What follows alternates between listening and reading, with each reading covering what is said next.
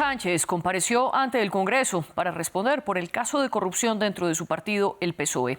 El jefe del gobierno español reconoció que en un momento pensó en dimitir, pero que no tirará la toalla y defendió seguir en su puesto, a pesar de las presiones de varios partidos para que renuncie y convoque a elecciones. Natalia Plazas nos cuenta más en el siguiente informe. Para muchos es un animal político que sobrevive a todos los escándalos y crisis. El presidente del gobierno español, Pedro Sánchez, descartó renunciar y busca salir fortalecido de un escándalo de corrupción que persigue a su partido. Yo mismo he considerado esas opciones. En los primeros momentos de esta crisis me pareció hasta incluso la solución más sencilla, para mí y para mi familia. Pero después de reflexionar y de escuchar a mucha gente, comprendí que tirar la toalla no es nunca una opción. Por eso quiero decirle a los ciudadanos y a sus señorías que no voy a tirar la toalla y que vamos a continuar. En una esperada comparecencia, Sánchez anunció 15 medidas anticorrupción. Incluyen la creación de una agencia de integridad pública independiente, impedir que empresas declaradas culpables de soborno puedan obtener contratos gubernamentales y controles aleatorios sobre el patrimonio de altos funcionarios. El principal partido de oposición, el Partido Popular, calificó al PSOE de organización criminal y ha pedido que Sánchez renuncie y que convoque elecciones. No lo puede disimular. No hay maquillaje que tape que usted es un político destruido. Montando numeritos de cordero degollado. Usted está como está porque ha resultado ser un fraude. El caso de corrupción que hace tambalear a Sánchez implica a 3 miembros del Partido Socialista y cercanos al jefe de gobierno. Entre ellos, Santos Cerdán, exsecretario del PSOE, y José Luis Ábalos, exministro de Transportes de Sánchez. Junto a un asesor de Ábalos, Coldo García, se les acusa de amañar contratos públicos por hasta 700 millones de euros a cambio de coimas. La oposición asegura que es imposible que Sánchez desconociera la trama. Ahora, con su plan anticorrupción, Sánchez busca la confianza de sus socios de gobierno y, una vez más, mantenerse en el poder hasta las próximas elecciones generales programadas para 2027. Con todo esto, Pedro Sánchez tiene las horas contadas o debe seguir en el poder al ser un político limpio, como él mismo lo asegura. Ese es el debate de hoy en France 24, desde Barcelona. Nos acompaña Tony Aira, profesor de Comunicación Política de la Universidad Pompeu Fabra. Y en Madrid está Carlos Puente Martín, analista internacional, abogado, experto en ciencias políticas y derecho europeo. Además, doctor en ciencias económicas cum laude. Bienvenidos ustedes dos y antes de comenzar nuestra discusión, invito a toda nuestra audiencia a que nos siga en redes sociales, donde estamos como @France24-ES. Y recuerden que el debate también está disponible para que lo escuchen a través de Apple Podcasts, Spotify, Deezer y TuneIn. Tony Aira, comienzo con usted planteando su postura. ¿Debe o no Pedro Sánchez renunciar? Buenas noches. Bueno, la verdad es que no, porque a día de hoy sigue teniendo los apoyos al inicio de la legislatura y la alternativa también a día de hoy pues sigue siendo complicada de que tenga los apoyos suficientes. Pedro Sánchez, es verdad, tenía un pecado original en su legislatura, que es que llegó al poder con la bandera anticorrupción y ahora le ha salpicado de muy cerca. No sabemos de momento si hasta donde conocemos o si irá más allá. Con la vida política, como en tantas otras cosas en esta vida, al final se trata de una cuestión de alternativas, ¿no? Si tú tienes alternativa, ¿para qué haces? Él prefiere resistir. Recordemos que el libro, el manual de resistir, él quiere seguir ahí, cree que, aunque ha tenido algunas dudas, debe seguir. Y lo más importante, sus socios, no que la alternativa a Pedro Sánchez que se dibuja, que es un pacto PP-Vox, llegue al poder. Por tanto, si la mayor parte de encuestas y la mayor parte de países asumen que si hoy, a día de hoy, se hicieran elecciones, Pedro Sánchez perdería y el PP podría llegar a gobernar junto con el apoyo de la extrema derecha, eso es algo que asusta especialmente a los socios de Pedro Sánchez, que no son solo partidos de izquierda, sino partidos nacionalistas, independientes, algo que es la antítesis de lo que ofrece el PP y especialmente el PP con la necesidad de Vox. Ante la alternativa, pues Pedro Sánchez parece que tenga, a pesar de todos los pesares, a pesar del plomo en las alas que tiene, que no es poco, un cierto seguro de vida que a día de hoy se llama alternativa PP-Vox. Usted dice entonces que con todo esto no debe renunciar. Carlos Puente, bienvenido usted también. ¿Cuál es su postura frente a la dimisión o no de Pedro Sánchez? Encantado de participar en el debate, pero yo tengo que discrepar completamente de mi compañero de tertulia, porque el discurso que hemos escuchado hoy ya es un discurso que ha repetido, ya nos contó cómo se retiró durante varios días para meditar y como tiene una sensación de ser salvador del país, pues al final la conclusión es la misma. Continuaré. Y eso es lo que ha venido a decir en definitiva. Pero yo que he vivido muchos años en países democráticos, tanto en América como en Europa, incluida Francia, puedo decir que es un caso anómalo en la democracia. Una democracia que está primada por el Estado de Derecho.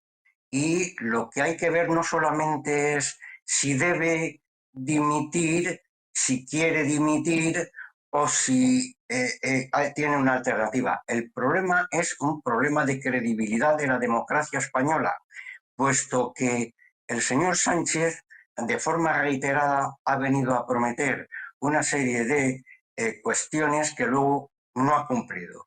Al día siguiente decía lo contrario que 24 horas antes. Pero lo peor es cuál es la estela que se está produciendo alrededor del gobierno Sánchez. Desde las elecciones del 2023, en las cuales no fue ganador, puesto que obtuvo nada más que 121 escaños en el Parlamento español, lo que sucede es que es una persona que tiene la extraña habilidad de facilitar los intereses de otros que pueden apoyarle en esa matemática parlamentaria que permite que pueda subsistir una persona aún sin que respete el Estado de Derecho. Y esto es lo que está sucediendo. No se trata de que si debe o no debe dimitir. Es que en cualquier otro país europeo ya se hubiera producido esa dimisión. Pero no solamente por la situación actual de la corrupción, es que hay una retahíla enorme de situaciones en las cuales ya era más que suficiente para dimitir. Y no me quiero remontar, yo he sido profesor de universidad y no me quiero remontar a los plagios de los que se acusan, que por esa simple razón cualquier ministro en una democracia europea ya hubiera dimitido y el señor Kurz, el canciller Kurz en Austria, país donde resido habitualmente, bueno, todo el mundo sabe que tuvo que dimitir simplemente por haber mentido. Por lo tanto, no es un problema de si debe o no debe, porque el señor Sánchez no se va a ir. No se va a ir y le van a apoyar todos aquellos que tienen intereses en que siga en la Moncloa, que es el Palacio Presidencial. Por lo tanto, esta es la cuestión fundamental. Ahora podemos entrar en cuáles son las razones en las que yo me puedo apoyar para que justifiquen que el señor Sánchez debería haber dimitido, pero hace mucho tiempo. Carlos, usted hablaba que esto pone una tela de duda sobre la credibilidad de la democracia española. Tony, y usted precisamente mencionaba que Pedro Sánchez llegó al poder en 2018 en reemplazo de Mariano Rajoy, quien precisamente dimitió en medio de otro escándalo de corrupción. ¿Cómo ahora Sánchez puede decir que su gobierno precisamente es para luchar en contra de esa corrupción si dos de las personas de más alto cargo dentro del PSOE, quienes en su momento fueron el secretario, que es el tercer puesto más importante del PSOE, están involucrados en este escándalo de corrupción? Sí, ahí tiene claramente un reto por una perspectiva difícil de superar, pero como decía antes, yo creo que la situación es sobre todo la alternativa que exista. Decía el profesor una cosa interesante a propósito de lo que podría pasar en otros países si sucediera lo que está en España en estos momentos. Yo en las clases de la universidad hace tiempo que explico campañas institucionales, solo políticas, y hay una mítica que decía Spain, y eso ya de los tiempos del franquismo. Y eso se mantiene así, e incluso han hecho muy a menudo bromas en el escenario político sobre si dimitir suena a un oso. Recordemos que Mariano Rajoy no dimitió a que los índices de corrupción que tenía el PP alrededor, su propio partido, llegaban a máximos pues, incluso históricos, con el PP, con vicepresidentes de los tiempos de Aznar, etcétera, implicados. Y Mariano Rajoy, que también había sido ministro con Aznar y había formado parte de la dirección del PP desde aquellos tiempos, no dimitió, lo tuvo que desplazar precisamente una moción de censura de Pedro Sánchez, si no, seguramente igual aún seguiría ahí. Por tanto, el rasero que se le debe aplicar a Pedro Sánchez, aunque es verdad que él puso el listón muy alto y esta es en cierta manera la problemática que tiene ahora, le aplicaría básicamente a él y se ha aplicado poco más en España. Países nórdicos o países anglosajones tienen otra cultura política porque también son otra cultura social, etcétera. No es una cuestión solo de los políticos. Por tanto, ahí yo sí de fondo coincido con el problema que vive en estos momentos la democracia española desde un punto de credibilidad, de salud, pero fíjate que no es solo por una cuestión de corrupción o no corrupción, que es algo que es muy endémico en la vida política, pero en España que ha vivido momentos especialmente crudos, sino por lo que decía antes de las alternativas. Fijaros, esta misma semana Vox anunciaba que si él era, después de que el PP hubiese dicho el fin de semana pasado que aspiraba a gobernar en solitario sin Vox, pues Vox dijo, pues nosotros estamos aquí, estamos en muchos lugares, en comunidades autónomas, gracias a Vox, y que sepáis que si dependéis de nuestros votos para después generar en toda España, vamos a proponer, entre otras cosas, a deportar, volver a sus países a 8 millones, a unos 8 millones de personas inmigrantes o descendientes de inmigrantes que consideran que no se han adaptado a la cultura y a los usos en España. Es el mismo partido que se manifiesta con Orbán contra los derechos del colectivo LGTBI, que dice que quiere cerrar autonomías después de que eso esté reconocido en la Constitución, etcétera. Bueno, por tanto, eso también es una erosión para la vida política en España y ese partido es una perspectiva que pueda ser necesaria el PP gobierne. En esa tesitura, que alguien diría dramática, en estos momentos una parte de la sociedad española, entre elegir entre un partido que iba a ser el campeón contra la corrupción, pero que se ha visto salpicado al más alto nivel, o una perspectiva de una derecha y una ultraderecha que puede ofrecer una no objetivable posibilidad de regresión en muchos años. Esa es la suerte, como os decía yo antes, que tiene Pedro Sánchez. No defiendo que tenga que seguir por seguir, no digo que lo merezca, incluso su alternativa para una parte importante de la sociedad no merece llegar en estos momentos a la Moncloa y en todo caso eso lo tendríamos que ver después de uniones. Eso sí, el Parlamento es representativo y tiene una mayoría, pues que fragmentada o no, en estos momentos dice no ir a elecciones porque se debe construir algo alternativo a la perspectiva que dan las encuestas. Y vinculado con algo que usted estaba mencionando, el mismo Pedro Sánchez dijo ante el Congreso en su defensa que su ejecutivo era uno de los más limpios y que no iba a permitir lecciones del PP, pues a diferencia de ellos el PSOE tenía 3 personas presuntamente implicadas en casos de corrupción en comparación, dice él, de 200 investigados del PP. Carlos, usted habla que esto era un caso anómalo de la democracia, sin embargo Sánchez dice todo lo contrario, que el PP es uno de los partidos más corruptos de España. ¿Qué responde usted? Pues muy sencillo, es decir, no se puede admitir como justificación que el de enfrente es peor. O sea, no es un criterio científico, técnico, el decir que el gobierno que va a venir de la derecha vaya a ser peor. La democracia se basa en eso, es decir, el señor Rajoy no dio un golpe de Estado, el señor Aznar no dio un golpe de Estado, sino que los españoles fueron a las urnas y votaron. Por lo tanto, si creemos en la primacía de la democracia de un hombre, un voto, tenemos que aceptar los resultados, no imponerlos, que eso es lo que pretende el gobierno del señor Sánchez. Yo he vivido desde los tiempos de Franco, por mi edad, hasta el actual gobierno, y en tiempos de Franco llevaba a mis compañeros de las facultades a París para hablar precisamente en el 116 de la avenida del presidente Kennedy, sede del ORTF, en aquella ocasión, para hablar contra la dictadura de Franco. O sea que a mí no se me puede achacar ningunas veleidades extrañas. Pero, insisto, la corrupción no es lo único. Yo soy jurista, además de economista, soy jurista.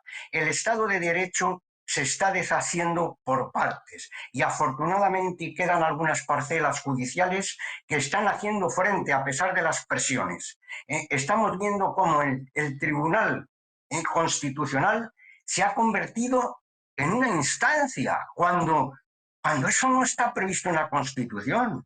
El manejo del nombramiento de los jueces es completamente anticonstitucional. El control de los medios.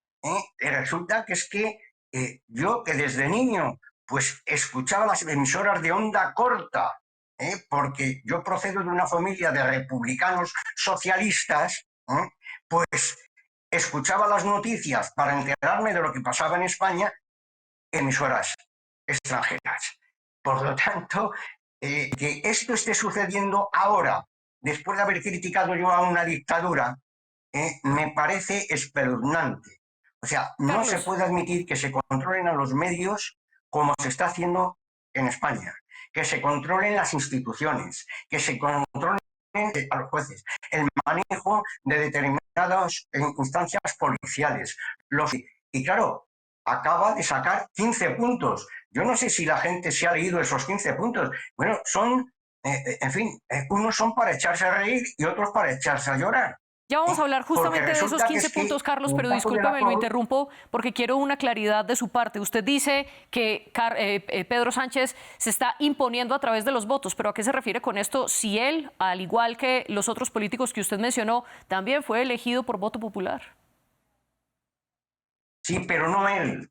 El sistema que existe en España, como en algunos otros países. Es decir, imagínense nuestros oyentes y televidentes. Imagínense que hay un partido que obtiene el 40% de los votos, es decir, no tiene mayoría en absoluto, pero se alía con un montón de pequeños partidos y obtienen la mayoría. Y esos gobiernan. Y todos han sido elegidos por votos. Pero eso no representa, no es democrático. O sea, eso desde el punto de vista de la democracia, del derecho constitucional incluso, pues es que eso no es democracia, porque resulta que es que se imponen las minorías a la mayoría en realidad. O sea, este es el grave problema en España por el sistema de la ley electoral existente. Es que hay que examinar conjuntamente todo y por eso no dan los números. Y yo sí, muy brevemente, Tony, partidario, ni porque yo hace tiempo que yo ya no voto. Sí, Tony, muy brevemente, usted contradecía ese punto. ¿Por qué? Sí, simplemente sin ser una persona que sea partidaria o no de Pedro Sánchez, pero lo que decía ahora el profesor es que no es así. Es decir, la democracia no solo para la moción de censura de la Constitución española por la que se desplazó a Rajoy, sino en el caso español un sistema representativo donde las mayorías, una vez ha votado la ciudadanía, se fijan en el Congreso de los Diputados y todas esas sumas que se den ahí son válidas y legítimas. Lo contrario, asegúrense, tengan clarísimo que alguien hubiese recurrido al Constitucional el nombramiento de Pedro Sánchez y evidentemente no lo ha hecho nadie, porque gustará o no, pero ha tenido una mayoría que es la que en este país decide si alguien accede o no al gobierno de España. Por tanto, será un procedimiento que se habrá dado antes o no. Por ejemplo, en España nunca se había dado que alguien que no había ganado las elecciones acabara de presidente, pero es algo que está contemplado en el sistema constitucional y, por tanto, se podía dar, se puede volver a dar, y a quien no le guste lo que tiene que proponer es un cambio de la Constitución, pero yo creo que discutir la legitimidad del gobierno de España por los apoyos, yo creo que es algo que lo deberíamos evitar. Entonces, porque todos los votos y todos los representantes que están en el Congreso de los Diputados, si están ahí en la ley, son igual de legítimos y las sumas, si se pueden dar, lo mismo. Ahora vamos a lo más reciente, y es que ante el Congreso Sánchez propuso 15 medidas anticorrupción en una manera de limpiar la imagen de él mismo y de su partido. Dentro de estas medidas, Tony propone crear una agencia anticorrupción independiente y reformar la ley de enjuiciamiento criminal para proteger a quienes denuncian delitos de corrupción. ¿Estas medidas pueden ser suficientes para limpiar la cara del PSOE y permitir que siga gobernando?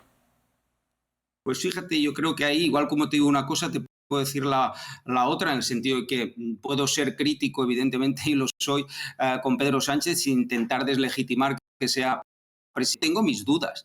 Yo tengo mis dudas y lo tendremos que ver. Lo que pasa es que lo tendremos que ver porque la implantación de esta agencia anticorrupción, estatal anticorrupción, reclamará de tiempo un tiempo que le va a dar a él margen para seguir gobernando, para tener a sus socios ahí pendientes, y puede ser una estrategia claramente para ganar eso que hemos dicho siempre prácticamente en esta vida, que el tiempo es oro, ¿no? Pues ir ganando espacio de leja, de ahí a ver cuándo se implantan estas medidas y qué resultado dan, pues ya lo coge con que haya acabado la legislatura o más allá, ¿no? Dicho eso, sí que es verdad que también me ofrece otra duda estas medidas, que son las siguientes. ¿Hubiese impedido estas propuestas y estas 15 propuestas que yo también existieran los Ábalos, los Cerdán, los Coldo, que estaban en su círculo, y ellos y tantos otros corrompen de todos los partidos políticos y en todas las instituciones? Desgraciadamente, al lado de mucha otra gente que actúa de manera correcta, pero estos aún existen a día de hoy, actúan como actúan.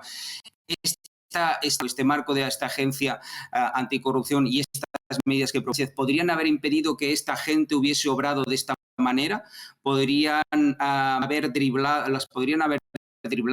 o no.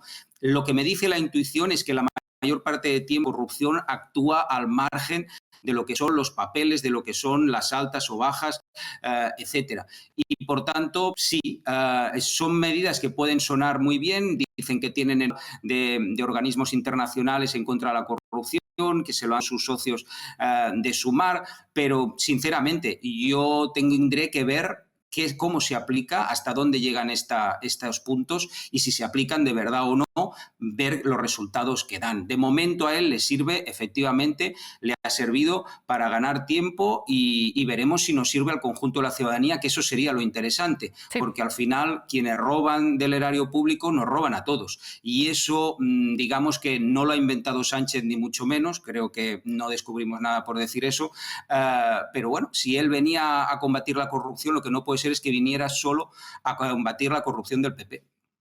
Usted dice entonces que tiene dudas sobre si estas medidas pueden ser o no suficientes para combatir la corrupción y que lo que pueden hacer es darle tiempo a Sánchez. Carlos, ¿qué piensa usted de estas 15 medidas que propone el jefe de gobierno? ¿Son suficientes?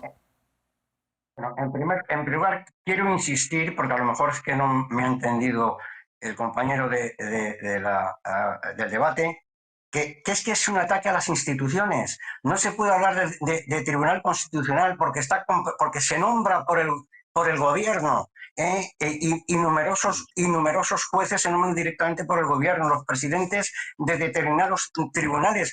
Y se van a oponer a su jefe, no.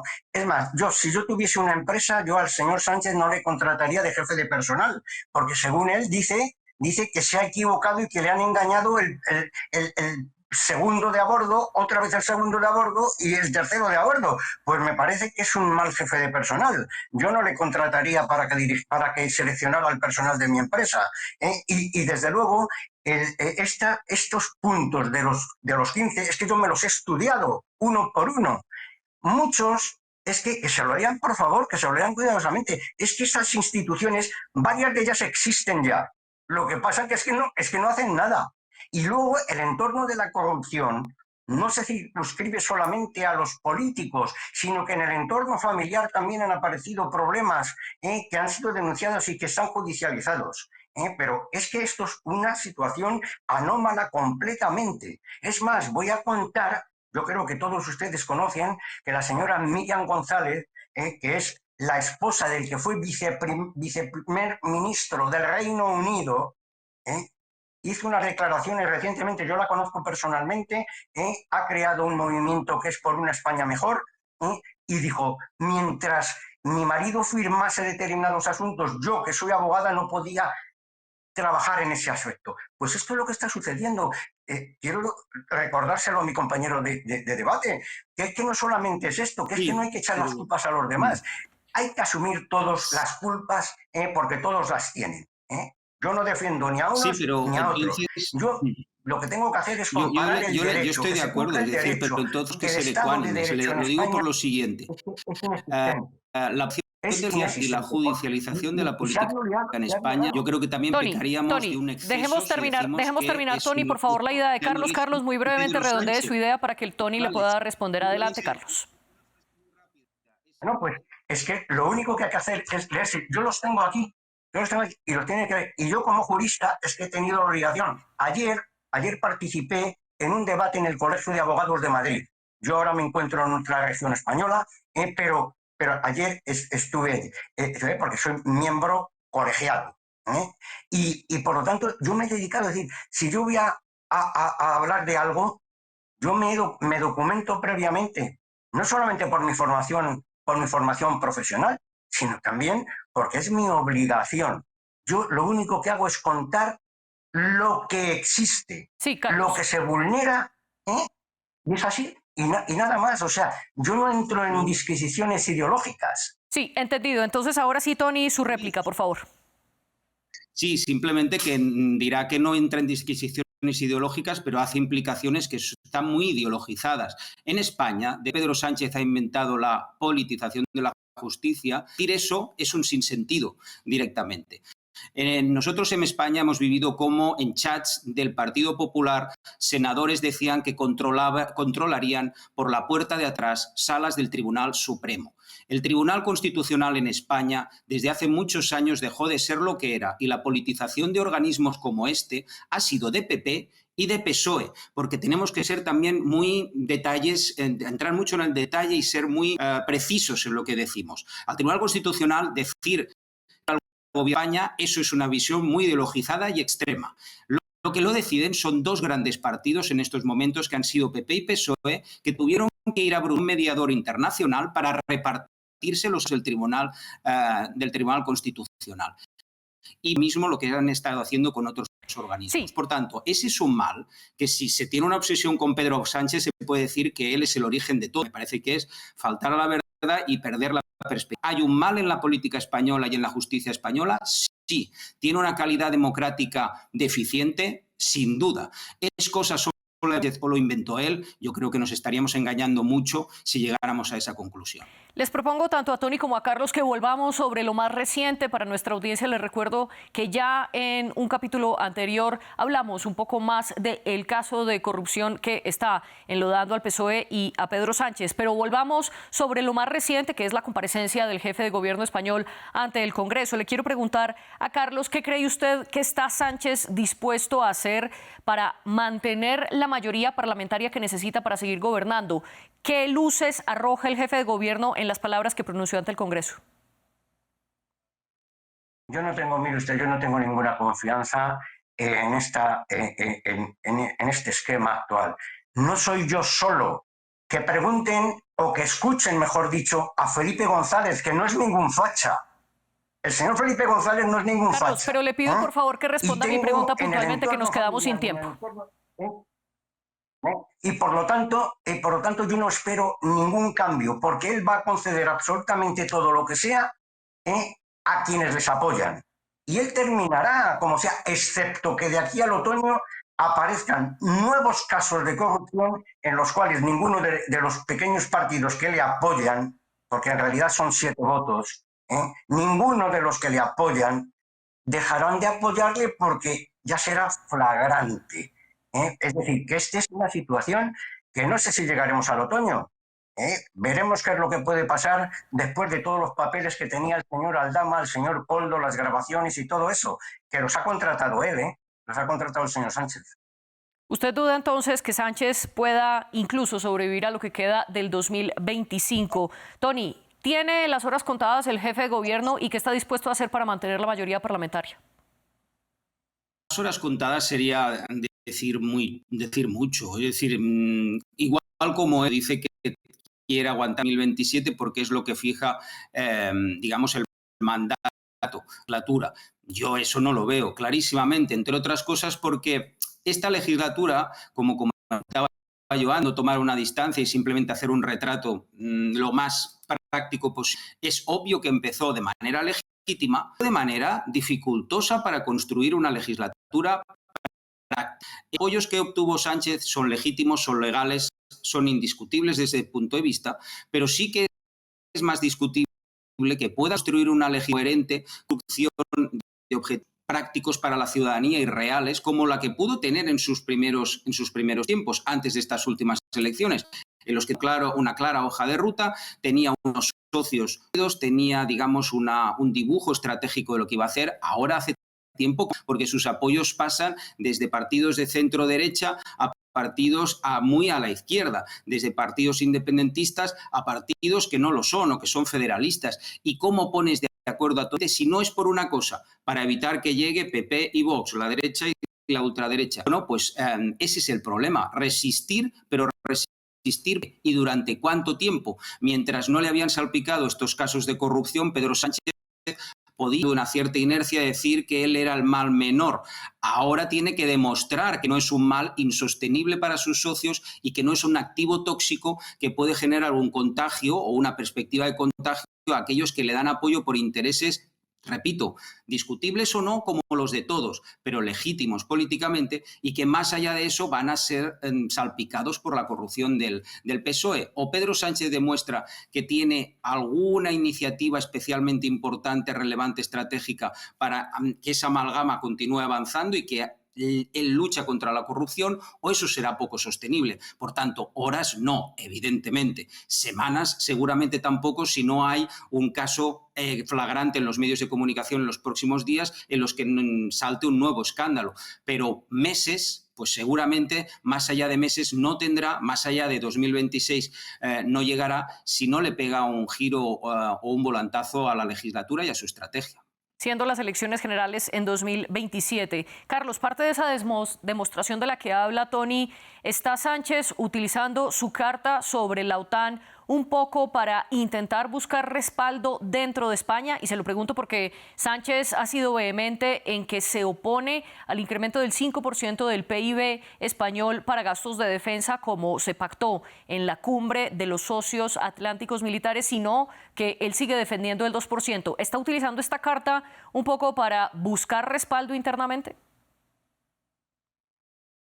Bueno, el señor Sánchez, no todo lo que dice es malo, ¿eh? O sea que es como en tiempos del comunismo, no todo en el comunismo era malo. Bueno, pues resulta que el señor Sánchez ha insistido en que solamente va a cumplir el 2,1% y, sin embargo, ha firmado en La Haya, ha firmado el 5%. Es decir, es la táctica Sánchez. Primero dice, yo si gobierno con Podemos no voy a dormir, si gobierno con Bildu jamás. Bueno, pues ya lo han visto ustedes, o sea que es que yo a los hechos me remito. Y en el tema de la OTAN, pues mire usted, yo creo que en este caso tiene razón, ¿eh? Y tiene razón porque si se leen el estatuto de la OTAN, que yo me lo he tenido que leer y he estado en la sede de la OTAN en Bruselas, y conozco un poquito y me he estudiado los estatutos, en el artículo 5 lo dice claramente. O sea que es que hay que leer las cosas y entenderlas sobre todo. Pues yo en este caso estoy de acuerdo porque no cubre la defensa global de España. Eso para empezar. Y en segundo lugar, todos estos que están pidiendo un aumento masivo para el rearme, que se acuerden de lo que pasó previamente a la llegada de Hitler al poder. Y saben, yo no sé si mi compañero sabrá quiénes son los accionistas de Rheinmetall, que será una de las mayores beneficiadas de la compra masiva de material bélico. Pues son los fondos buitres, el Bank of America, la Société Générale, el Bank of America, todos estos, al final, todos estos 800.000 millones que se proponen desde Bruselas van a alimentar la industria de armamento de los países occidentales, pero no la de todos, sino la de algunos, y sobre todo la de Estados Unidos. Eso fundamentalmente. Así que en este caso, pues yo hasta apoyo al señor Sánchez, porque me parece que es de pura conciencia. Y muy brevemente, Tony, ¿está entonces Pedro Sánchez usando una posición legítima sobre la OTAN, como dice Carlos, o es una manera de defenderse internamente? Está siguiendo una estrategia como siempre hace Pedro Sánchez a otros políticos, aunque él con un genio, que es esa idea de el buscar los momentos adecuados para encontrar la mejor coyuntura y tirar adelante. Se ha dicho en muchas ocasiones que tira de unos principios o de otros dependiendo del momento. Bueno, también creo que nos equivocaríamos y sería como de leer, no entender nada, pensar que Pedro Sánchez es el primero que lo hace y pueda ser el primero que favorece a fondos buitres aquí. Pedro Sánchez, con la posición de la OTAN, tiene una parte ideológica y tiene una parte, sobre todo, estratégica. Evidentemente, ¿puede funcionar? Vuelvo a repetir, él tendrá una parte de activos, tendrá también pasivos, pero si los que tiene enfrente y sus adversarios lo que le hacen es el juego en muchas ocasiones, o lo que es que una parte del electorado, no entro yo a juzgar lo mismo, que no es a nadie aquí, creo, en general, como a los que estamos interviniendo, sino intentar analizar una parte de la población, puede ver eso ante Pedro Sánchez y sus adversarios, prefiere como el mal menor a Pedro, él podrá seguir tirando de estrategias como estas. Tony Aira y Carlos Puente, gracias por participar en el debate de France 24. Y también un agradecimiento a la jefe de edición de este programa, Laura Garzón, y la jefe de invitados, Tania Herrera. Ustedes sigan con nosotros.